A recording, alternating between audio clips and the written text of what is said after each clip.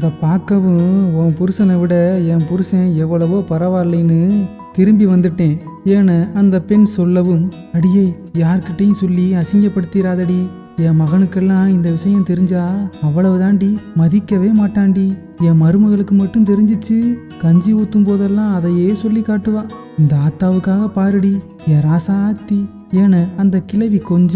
என்னது ராசாத்தியா? இப்பதான் கொஞ்ச நேரத்துக்கு முன்னாடி கஞ்ச பய மக்கான்னு திட்டுன. அடியே அது நீ என் பேத்தின்னு ஒரு உரிமையில சொன்னதுடி, அதெல்லாம் பெருசுபடுத்தாதடி. சரி விடு, நான் சொல்ல மாட்டேன், நீ போய் படத்தை பாருப்போ என்று அந்த பெண் சொல்லவும், யாருக்குமே தெரியாதுன்னு நினைச்சு இவ மட்டும் எப்படியோ மோப்பம் பிடிச்சிட்டாளே, இனி இவகிட்ட வாயை கொடுக்க கூடாது என்று புலம்பியபடியே படத்தை பார்க்க கிளம்பியது. பொண்ணுத்தாய் கோபமாகவே இருந்தாள். என்ன பொண்ணுத்தாயி, என் மேல கோபமா என கேட்டபடியே அவள் அருகில் சென்றான். அவன் முகத்தை பார்த்து, ஏயா புருஷன் பொண்டாட்டி சந்தோஷமா இருக்கிறது ஒவ்வொரு குடும்பத்திலையும் சாதாரணமான விஷயம். அந்த விஷயத்த கூட எனக்கு இன்னொருத்தவங்க உதவி பண்ணி தான் நடக்கணுமா? இத்தனைனா நீ தூரத்துல இருந்து தான் என்ன அள வச்ச, இப்போ என் பக்கத்துல இருந்தும் என்ன அள வைக்கிற. என் மனசு ஆசைப்பட்டது எதுவுமே நடக்காதியா, அதனால தான் என் மனசுல ரோசம் கூடி போச்சு. நீ பொம்பளை பிள்ளைன்னு சொல்லவும் இந்த புத்தி கெட்ட பொம்பளை மனசு ரோசத்தை விட்டுட்டு ஆசையை வளர்த்துக்குச்சு. அது தப்புன்னு இப்பதான் தெரியுது. எனக்கு பிள்ளையும் வேணாம், ஒன்றும் வேணாம், நான் கல்லு மாதிரி இருந்துட்டு போறேன், நீ போய் படத்தை பாருப்போ என்று அவள் வருத்தத்தோடு சொல்லவும் அவன் தன் மேல் உள்ள தவறை உணர்ந்தான். பொண்ணுத்தாயி, ஏன் இவ்வளவு வருத்தப்பட்டு பேசுற? அப்படி என்ன நடந்துச்சு? அந்த படத்துல வர்ற கதாநாயகி அப்படியே உன்ன மாதிரியே இருக்கும். அதுதான் அந்த படத்துக்கு 10 தடவைக்கு மேல போனேன். ஆனா போதையில போனதுனால கொஞ்ச நேரத்திலேயே தூங்கிடுவேன். அதான் இன்னைக்கு திரும்பவும் பார்க்க வாய்ப்பு கிடைச்சதா, அதான் ஓடிட்டேன். அது மட்டும் இல்ல, நான் எத்தனை தடவை பொம்பளை பிள்ளை வேணும்னு என் வாயை விட்டு உன்கிட்ட கேட்டேன். நீ ஒரு தடவையாவது சரி பெத்துத்தாரேன்னு சொன்னியா? பக்கத்துல வந்தாலே முறப்ப. அதான் கொஞ்சம் பயம் எனக்கு. உன் மனசுலையும் ஆசை இருக்குன்னு சொல்லியிருக்கலாம்ல, உன் புருஷன் தானே என்று அவன் பக்கம் உள்ள நியாயமான காரணத்தை சொன்னான். அவள் என்ன செய்வதென்று புரியாமல் தவித்தாள். இப்படி இவர்கள் பேசிக்கொண்டிருக்கும் போது அம்மா அம்மா என கூப்பிட்டபடியே கதவை திறந்து வந்தான் அவளுடைய மகன். அவனை பார்த்ததும், என்னப்பா படம் பார்க்கலையா என கேட்டாள். தண்ணி தவிக்குதுமா, குடிச்சிட்டு போலாம்னு வந்தேன் என்று அவன் சொன்னதும், இருப்பா அம்மா தண்ணி மோந்துட்டு வர்றேன் என தண்ணியை கொண்டு வந்து தன் மகனிடம் கொடுத்தாள். அவன் வாங்கி குடித்து விட்டு, அப்பா நீ படம் பார்க்க வரல என்று கேட்டான். ஐயையோ, அந்த படத்தை பார்க்க வந்துதான் இங்க இவ்வளவு சண்டையே. இந்த பயவுள்ள என்னை மறுபடியும் கூப்பிடுதுவாரு என அவன் மனதிற்குள் நினைத்து கொண்டு, அம்மா கிட்ட பேசிட்டு வரேன், நீ போய் பார்ப்போ என மகனை சமாளித்து அனுப்பினான். அவன் படம் பார்க்க சென்ற பிறகுதான் அவர்கள் இருவரும் பெருமூச்சு விட்டனர். இருந்தாலும் அவர்களுக்குள் ஏதோ ஒரு மௌனம் நிலவியது. கொஞ்ச நேரம் கழித்து, பொண்ணுத்தாயி பொண்ணுத்தாயி என்று மெதுவாகவும் ஆசையாகவும் அவன் கூப்பிட்டான். அவள் திரும்பி கூட பார்க்கவே இல்லை. அதனால் அவன், சரி இன்னும் உனக்கு என் மேல இருக்கிற கோபம் போகல போல, நான் போய் என் மகன் கூட படம் பார்க்க போறேன் என நக்கலாக சொல்லிவிட்டு கிளம்பினான்.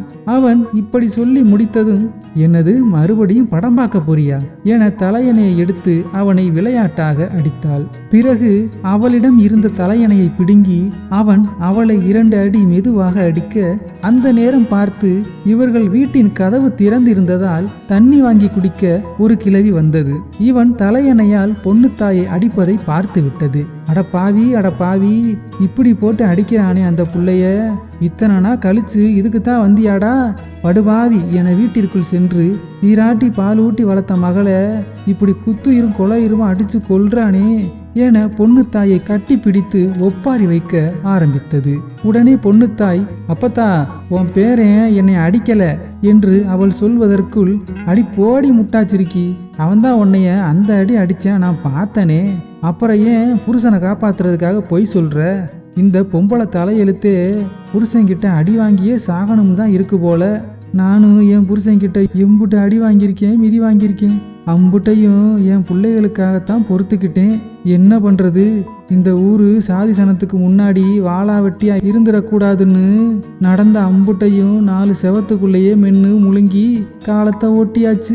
அதே மாதிரி தான் நீயும் அடி வாங்கி சாகுற என நிறுத்தாமல் அழுது கொண்டே இருந்தது அந்த கிழவி. பொண்ணு தாய்க்கும் அவள் புருஷனுக்கும் அழுவதா சிரிப்பதா என்று தெரியவில்லை. அடியை, இந்த கிழவியை ஏதாவது சொல்லி வெளியே அனுப்புடி என்று மெதுவாக அவளிடம் சொன்னான். நீ என்ன மறந்துட்டு படம் பார்க்க போனதுக்கு உனக்கு இது தேவைதான் என சிரித்தாள். அவன் உம்மென இருந்தான். அதனால் அவள் மீது சாய்ந்து அழுத கிழவியை, அப்பத்தா அவர் என்னை அடிக்கல, சும்மா விளையாண்டாரு என்று அவள் சொன்னதும், விளையாட்டுக்கு அடிக்கவா செய்வாக என்று ஆச்சரியமாக தன் முட்டுவாயில் கை வைத்து, ஏண்டி பொண்ணு தாயி, அவனுக்கு பயந்துகிட்டு அடிக்கிறேன்னு பொய் சொல்றியாடி? நான் வேணும்னா இன்னைக்கு ராத்திரி உன் கூட தங்கவா? இந்த படுவாவி உன்னைய மறுபடியும் அடிச்சாலும் அடிப்பாண்டி என சொன்னதும், பொண்ணு தாயின் புருஷன் தலையணையை எடுத்து அந்த கிழவியை ஒரு அடி அடித்து விட்டு, இதுல அடிச்சது உனக்கு வலிக்கவா செய்திய கிழவி என்று கேட்டான். அட பாவி, நியாயம் கேட்க வந்தவள கிழவின்னு கூட பார்க்காம அடிக்கிறானே என வேகமாக வீட்டை விட்டு வெளியேறி படம் பார்த்து கொண்டிருந்த இன்னொரு கிழவியிடம், அடியை தண்ணி தவிக்குதேன்னு பொண்ணு தாய் வீட்டுல தண்ணி குடிக்கலாம்னு போனேன்டி, அவ புருஷன் அவளை அடிச்சுக்கிட்டு இருந்தியா, ஏண்டா பாவி அடிக்கிறேன்னு கேட்டதுக்கு என்னையும் ஒரு அடி அடிச்சுட்டாண்டி என அந்த கிழவியிடம் சொன்னதும், என்னடி சொல்ற, இருடி நான் போய் 2ல் 1 பார்த்துட்டு வந்துடுறேன் என அவிழ்ந்த தன் கொண்டையை அள்ளி முடிந்து ஆக்ரோஷமாக இன்னொரு கிழவி கிளம்பியது. அதே ஆக்ரோஷத்துடன் பொண்ணுத்தாய் வீட்டிற்கு சென்ற கிழவி அவர்கள் இருவரும் பக்கத்தில் உட்கார்ந்து ஆசையாக பேசுவதை பார்த்ததும் அந்த கிழவிக்கு ஒரே அதிர்ச்சி. என்ன, அந்த கூறுகட்டவ 2 பேருக்கும் சண்டைன்னு சொன்னா, இதுக்கு 2 பேரும் அட்டை ஒட்டினது மாதிரி ஒட்டிக்கிட்டு கதவை திறந்து வச்சுக்கிட்டு கொஞ்சிக்கிட்டு இருக்குதுங்க. சரி, வந்ததுக்கு என்னன்னு தான் கேட்டுட்டு போயிடுவோமே என்று, ஏ பொண்ணு தாயி என சத்தமாக கூப்பிட்டபடியே, உன் புருஷன் உன்னை அடிச்சானாம்ல, நெசமாவா என கேட்டதும் பொண்ணு தாயும் அவள் புருஷனும் மறுபடியுமா என்பதை போல ஒருவரை ஒருவர் பார்த்து கொண்டனர். ஐயோ கிழவி, இரு வாரேன் என அந்த கிழவியின் பக்கத்தில் போனவள், என் கிழவி நீ மட்டும் 6 புள்ள பெத்துக்கிட்டல்ல? ஆமாடி, இப்ப அதுக்கு என்னடி, என்னால முடியும், நான் பெத்துக்கிட்டேன் என அந்த கிழவி சொன்னதும், அது மாதிரி தான் என்னாலையும் பெத்துக்க முடியும், அதுக்கு தான் என் புருஷன்கிட்ட பேசிக்கிட்டு இருக்கேன், போனி முதல்ல என்று அவள் சொல்லவும், ஏண்டி அப்ப அவன் உன்னை அடிக்கலையா என்று கிழவி திரும்பவும் கேட்டது. உடனே அவள் தன் புருஷனை பார்த்து, யோ அந்த கிழவிக்கு புரிகிற மாதிரி சொல்லு என சொன்னதும் அவன் தலையணையை எடுத்து அந்த கிழவியையும் ஒரு அடி அடித்து, அப்பதா இது என்ன வலிக்கவா செய்யுது என கேட்டான். ஏண்டா உங்களுக்கு பஞ்சாயம் பண்ண வந்தா அடிச்சாடா காட்டுவீங்க, அடிச்சது இல்லாம அப்பத்தான் வேற கூப்பிட்டுக்கிற, 2 பேரும் நல்லா ஜாடிக்கேத்த மூடி மாதிரில ஒன்னா பேசுறாங்க.